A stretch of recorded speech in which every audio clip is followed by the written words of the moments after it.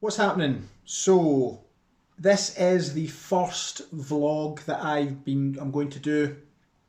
Um, After putting out on social media, some people in the community and the clients wanted to see a little bit more insight into what it takes for getting on stage, competing in bodybuilding competitions. So this is why I've put this video together, to talk a little bit about what my diet is going to look like, how it's going to change, supplementation that I'm using, what my training looks like, everything, how my day-to-day life is, what's changed, so that you guys can keep up to date with how I'm progressing. So this is 18 weeks out at the moment from my first competition. So my first competition is going to be the BNBF, so the British Natural Bodybuilding Federation, the Scottish qualifier, which takes place in Perth. So let's talk a little bit about, I guess, my background, and why I've competed, why I want to compete, what I've competed in before. So I've been training for over 10 years, more, I would say, with more of a view towards bodybuilding.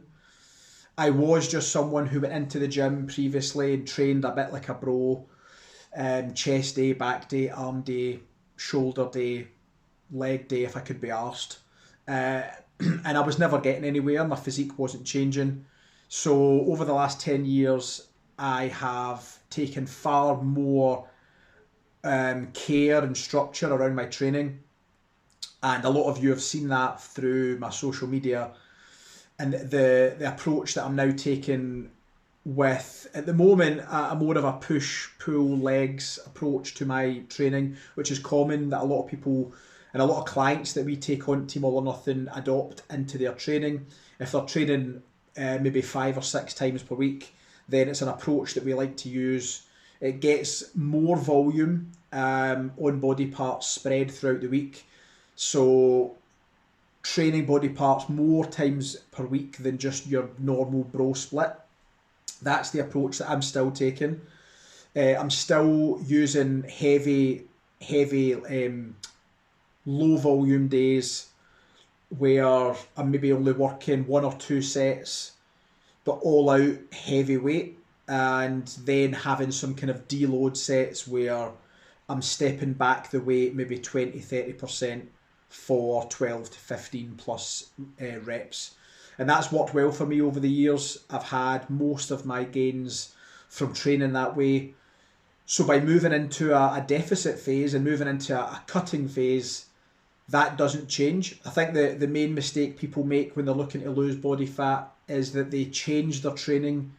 They go more high rep because they expect their strength's going to go down, so they're not going to make any more gains. So why train in that same way? But you have to remember that what built that muscle is what is going to retain that muscle. So you still have to give the body the same stimulus and put the same stress there to keep that muscle whilst you're losing body fat. So that's the hard thing that a lot of people can't get into their mindset. They think they're just going to lose muscle. And if your training's not on track and your training's not optimal, then yes, you probably are going to lose muscle. And you're maybe going to achieve that skinny fat look and panic and stop your diet and then start doing a bulk again. And this is why it's so hard for a lot of people to do competition prep, because there are phases, and I'm at that phase at the moment, where your physique isn't changing drastically at this far out of a competition, and it's easy to just throw in the towel and give up. And if my coach Andy Scott's watching, there was a point probably a week or two ago where I was losing the plot and I wasn't seeing the changes I wanted, and I just had to give my head a bit of a wobble and realise I've been here before. I know in the early stages things don't change drastically, so you just need to, yes, trust the process, be consistent, be patient, and just keep working hard. So that's what we're doing in the gym, and strength, to be honest, by all accounts is going up, which I'm going to just take advantage of that as long as I can and keep chasing personal bests.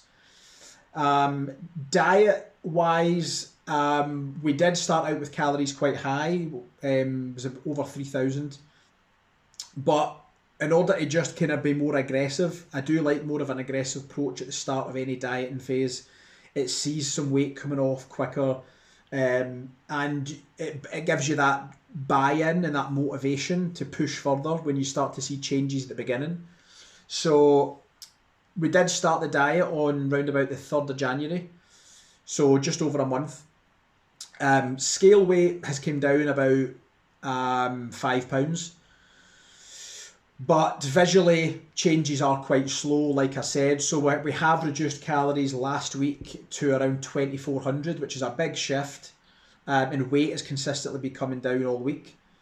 We've basically done this so that we don't have to introduce cardio at this far out. So you're 18 weeks out. And the reason for doing this is that from a cardiovascular perspective, your body adapts quick. So your body adapts to that a lot quicker than, for example, resistance training if you're looking to put on muscle. So if you're throwing in lots of cardio at the beginning, then by the end, you're going to be doing an insane amount of cardio exercise, which isn't fun. Any bodybuilder will tell you that. It's the bit a lot of people dread. So we're not doing any cardio at the moment. We're only doing daily steps. So daily steps are always around about 12,000 per day. I do get up in the morning. I walk on the treadmill for about 40 minutes. Not because it's fasted and not because it's burning more body fat, because it's an easier way for me to start my day, getting in more steps. It gives me that mental focus for the rest of the day. And I can easily get the rest of my steps in through walking Dexter, doing a little 10-minute warm-up at the beginning of my training session, and maybe a 10-minute warm down. So it's really low impact, it's really low stress. It allows me to keep my strength up in the gym, focus on my lifts. And yeah, that's why we're doing that at the moment. Like I said, diet is at 2,400. We might not keep it that low all the way throughout prep, but it's good at the beginning to get this little aggressive part going just to pull off some extra weight. So protein is about 200 grams per day, which at a body weight of 205 pounds is totally adequate. Some people will think you need to go higher, you need more protein to retain muscle. You don't. Your body, we know from the research, roughly if you're getting about 0.8 grams per pound of body weight, you're going to retain muscle mass, provided that you're training in the same way that you were when you were looking to gain muscle. So that's what we're doing. Does it make sense to have more protein from an appetite control perspective? Yes, it does. Protein is obviously the most, is the highest on the satiety index, if you want to call it. It's going to keep you more satisfied and full between meals if you have good amounts of protein in every meal, which is what I'm doing at the moment. Yes, we might look at increasing protein throughout prep whilst still being in a deficit. So that's obviously important to notice. You can't just increase protein and take yourself out of a calorie deficit. So it's an option there to keep me more full and control hunger a little bit. But we do know at this stage, hunger isn't really an issue. When we get to maybe 8 weeks out, sub 8 weeks out, hunger is probably going to be far more of an issue. So we'll deal with that when we come to it. And that's really it from a nutrition perspective and a training perspective. Supplementation wise, I am taking a lot of supplements now, natural supplements that are going to maybe give me that extra couple of percent. They're not essential by any means. Things like creatine, omega-3s. I've got a good vitamin and mineral complete stack that I take from Olymp Nutrition. You can get from Strong Sports Nutrition online. And I've started using a whole host of Strong Sport Nutrition supplement range, which helps to optimize my performance in the gym. optimise my recovery after the gym, optimise the absorption of nutrients that I'm getting throughout prep, basically making sure that I'm getting the absolute most from my food that I can. Like I said, it's not essential for anyone to be taking these supplements. Things like Glycomax, things like Maximize, Vascumax and Stimumax for pre-workout. You don't have to use them, but I just like to make sure I'm covering all bases and doing every single thing I can to bring the best possible physique I can when I get on stage. So that's probably it. 18 weeks out, like I said, there's nothing magic going on. It's calorie deficit over pretty much everything else.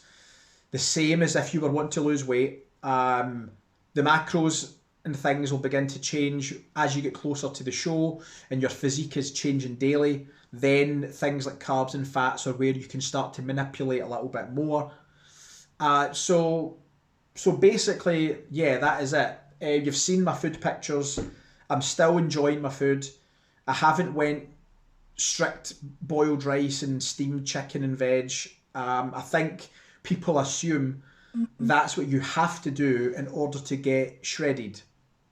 Now, if you like to have those mental battles and you want to fuck up your relationships with food, by all means go ahead and do it.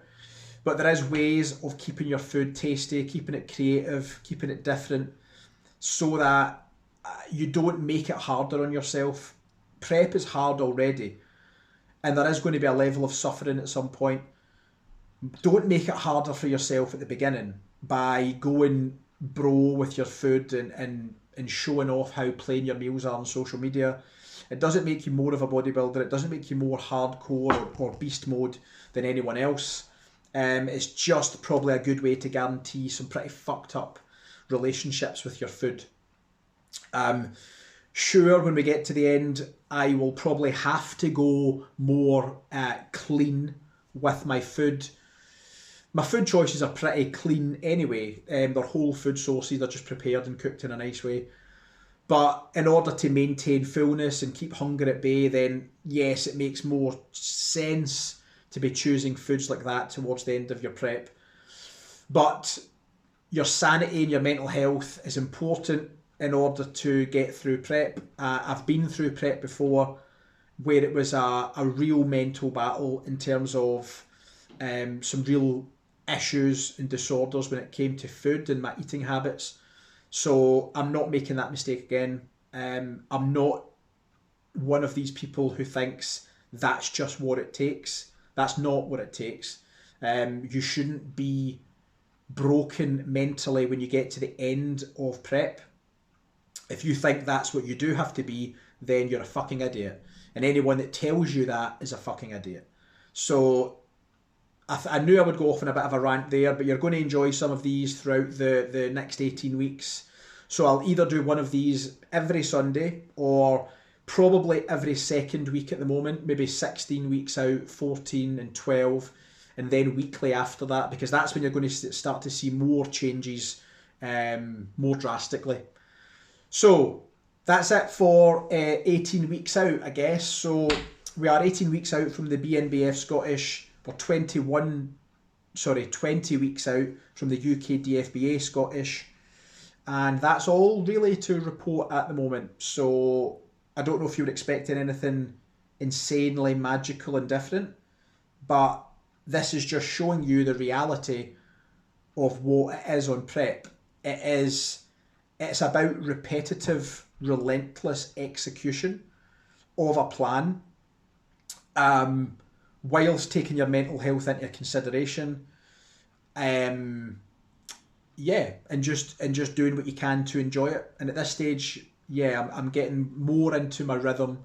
It's been 4 years since I've done it, so just getting into the groove and just ticking those boxes daily is what you need to do. Just ticking those boxes. So I'll check in again with you guys soon. Have an awesome Sunday, and I'll speak to you at 16 weeks.